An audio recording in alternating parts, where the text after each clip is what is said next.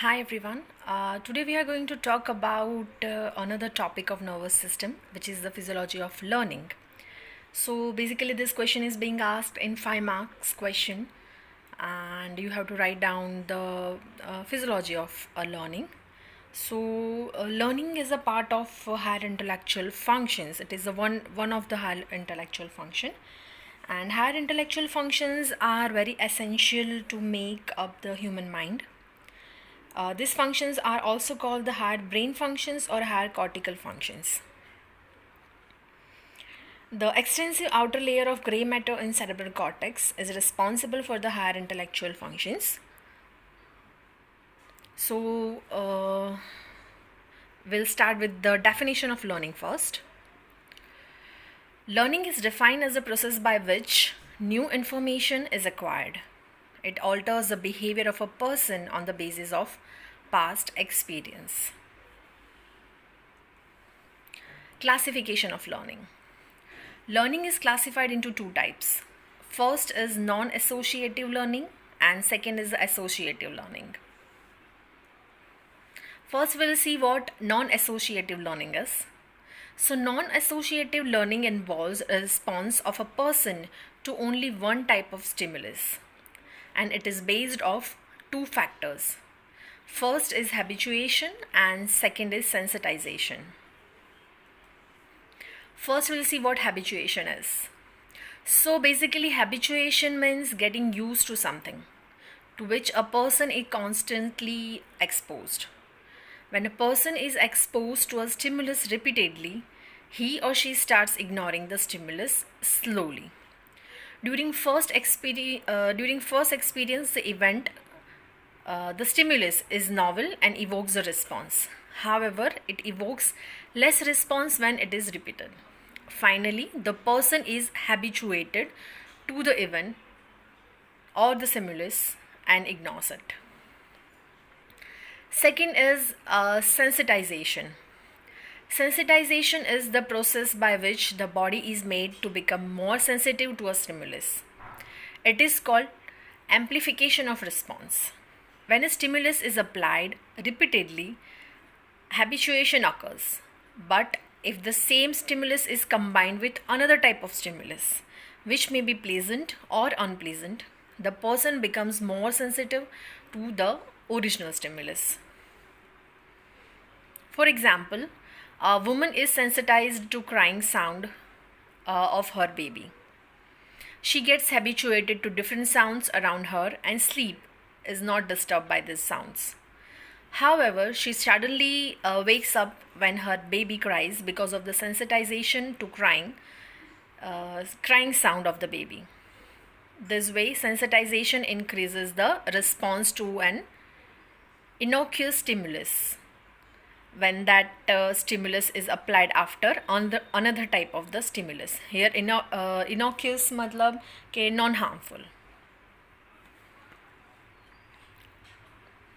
Now we'll see the associative learning. Associative learning is a complex process.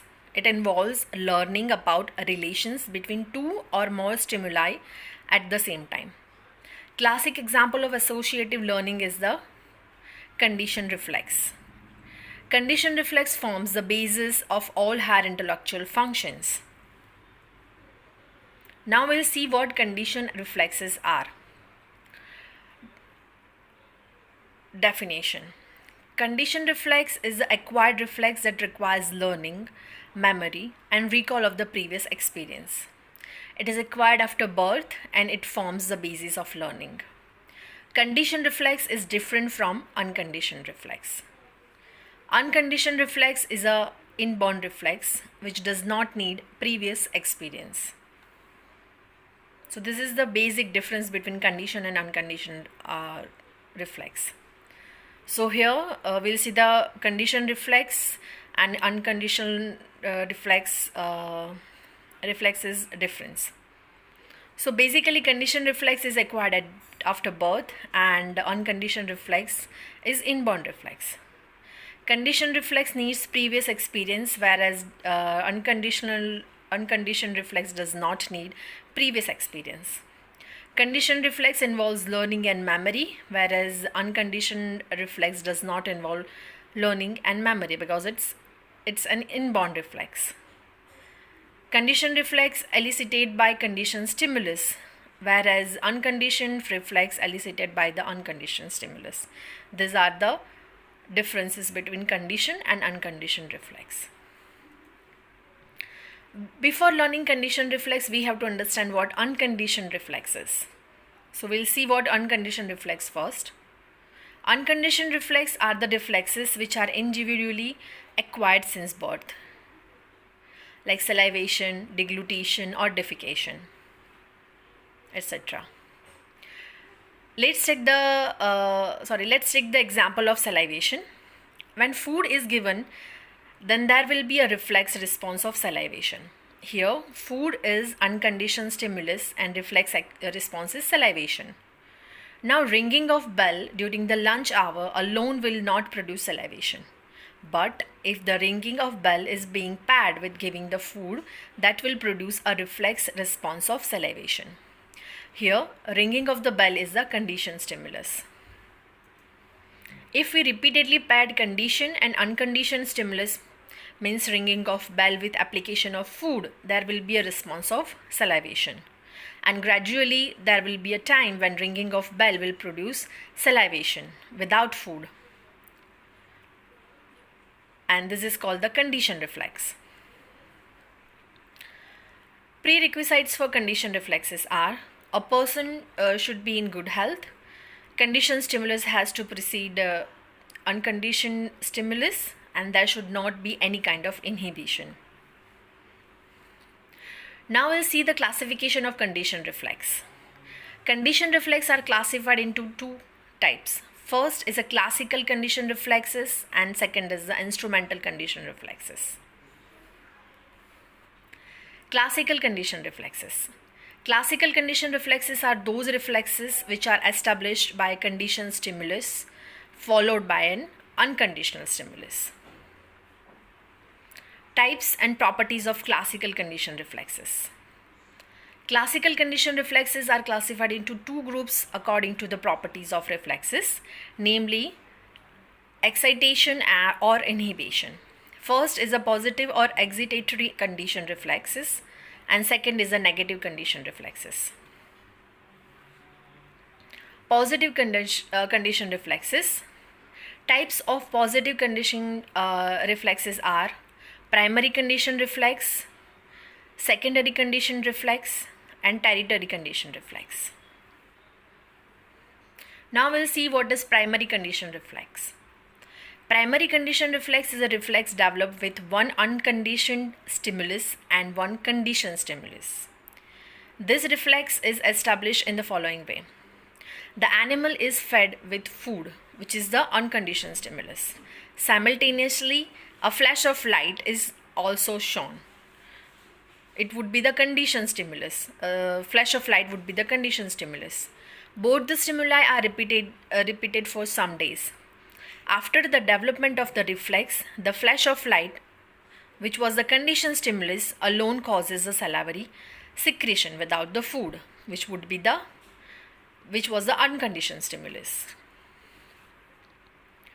Now there is the secondary conditioned reflex. Secondary conditioned reflex is a reflex developed with one unconditioned stimulus and two conditioned stimulus. After establishment of the conditioned reflex with one conditioned stimulus, other conditioned stimulus is applied along with the first one. For example, the animal is fed with food, which is unconditioned reflex, and simultaneously a flash of light, the first conditioned stimulus, and the bell sound, the second conditioned stimulus, are applied. After the development of the reflex, bell sound, which was the second conditioned stimulus, alone can cause the salivary secretion, and this would be the secondary conditioned reflex. And the third one is tertiary conditioned reflex. In this reflex, a third conditioned stimulus is added and the reflex is established. But the reflex with more than 3 conditioned stimuli is not possible. Now we'll see the negative conditioned reflexes, which was the inhibition of the conditioned reflexes. The established condition reflexes can be inhibited by some factors. The inhibition is of two types. First is external or indirect inhibition, and second is the internal or direct inhibition. First, we'll see the external or indirect inhibition. Established condition reflex is inhibited by some form of stimulus, which is quite different from the conditioned stimulus. It is not related to conditioned stimulus. For example, some disturbing factors like sudden entrance of a stranger, sudden noise, or strong smell can abolish the conditioned reflex and inhibit the salivary secretion. This extra stimulus evokes the animal's curiosity and distracts the attention. And according to a researcher, it evokes an investigatory reflex. If the extra inhibitory stimulus is repeated for some time, its inhibitory effect gets weakened or abolished. Second is the internal or direct inhibition. There are 4 ways in which the established condition reflex is abolished by direct or internal factors, which are related to the condition stimulus. Extinction of the condition reflex, condition inhibition, inhibition by the delay or delayed condition reflex, and differential inhibition. We'll see them one by one. First is the extinction of the condition reflex. Extinction is the failure of condition reflex. It occurs if an established condition reflex is not reinforced by unconditioned stimulus. After establishing a condition reflex, the conditioned stimulus must be coupled with unconditioned stimulus now and then. In other words, the conditioned stimulus must be reinforced by unconditioned stimulus. If a conditioned stimulus is given repeatedly several times without reinforcing it by unconditioned stimulus, there is a failure of conditioned reflex. However, the reflex is not abolished if the unconditioned reflex is also used in between. Second is the condition inhibition. Condition inhibition is the failure of conditioned reflex due to introduction of an unknown or new conditioned stimulus. When a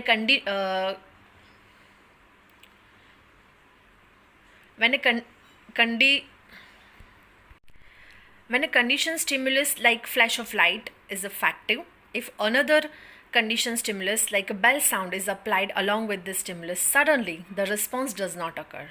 Of course, if these two conditioned stimuli are given with unconditioned stimulus, for example food, repeatedly, the secondary condition reflex is developed. Third is the inhibition by delay or delay condition reflex. Inhibition by delay is the absence of response or delayed response that occurs while eliciting a condition reflex by delaying the unconditioned stimulus. While establishing a conditioned reflex, the conditioned stimulus, light or sound, must be followed by the unconditioned stimulus, which was food, immediately. If the unconditioned stimulus is applied after a long period, response may be absent or delayed. The reflex is called the delayed condition reflex. And the fourth one is the differential inhibition. Differential inhibition is the failure of condition reflex that occur when the conditioned stimulus is altered. When an animal is trained or conditioned for a particular type of conditioned stimulus, and if this stimulus is altered even slightly, the response does not occur. The animal is able to discriminate the difference. For example, the alteration in frequency of sound or intensity of light abolishes the condition reflex. Now we'll see the instrumental or operant condition reflexes. Instrumental condition reflexes are those reflexes in which the behavior of the person is instrumental. This type of reflex is developed by the conditioned stimulus followed by the reward or punishment. This is important. The instrumental condition reflexes are also called the operant condition reflexes or Skinner conditioning. During the development of this type of reflexes, the animal is taught to perform some kind of task in order to obtain a reward or to avoid a punishment. Accordingly, the instrumental condition reflexes are of several types, such as condition avoidance reflex, food avoidance reflex, and condition reward reflex. Condition avoidance reflex is the reflex by which the animal is trained to avoid an electrical shock by pressing a bar. Food avoidance conditioning.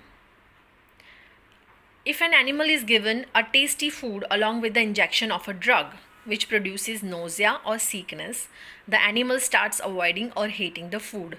It is called the food aversion conditioning. Condition reward reflex. If the animal is rewarded by a banana by pressing a bar, the animal repeatedly presses the bar. It is the condition reward reflex. Instrumental condition reflexes play an important role during the learning processes of a child.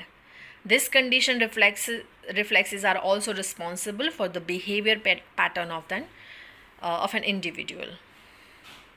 So this was all about physiology of learning. It is very easy if you'll take care, or if you'll keep concentration right on. So this question would be in 5 marks in exam. So this was it. Let me know if you are having any query.